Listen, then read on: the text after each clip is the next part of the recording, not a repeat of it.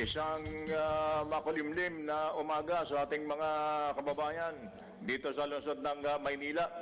Ang mga kalye na nakapaligid sa Malacanang ay bantay sarado ng mga kagawad ng Philippine National Police. Nakabarikada ang mga tauhan nito, nakaharang yung container van na iniharang dito sa may Ligarda, Claro Emerrecto, itong Ayala Bridge. Hindi na pong madaanan yan ng mga uri na sasakyan.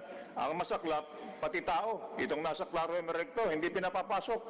Kaya't pikang-pika itong mga kababayan natin sapagkat sumobra daw ang higpit naman ng mga kagawad ng Philippine National Police.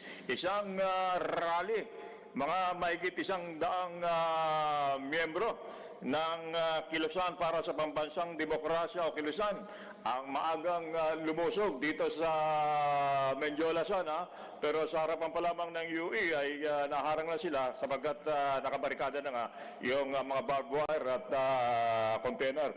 Kanilang ipinagsisigawan nitong mga maralita at mga magsasaka at mangingisda yung pabahay daw at matatapos ng termino ni Pangulong BBM ay problema pa rin nila. Problema pa rin nila yung lupain para sa sakahan at yung mga mangingisda naman, wala na raw halos sila mapangisda, lalo na dito sa Manila Bay na inilatag yung katakot-takot na reclamation project na pinatutupad dito sa may Manila Bay. Hanggang sa ngayon ay tuloy ang kanilang programa pero matahimik naman. Wala namang mga toward incident na nagaganap dito sa rallying ito, maagang rallying isinagawa dito sa may malapit sa may Mendiola. Para sa Zona 2026 Special Coverage, nagbabalita na todo lakas. Patrol number 5, ayayupan ko sa bagong tunog ng DWIC 882.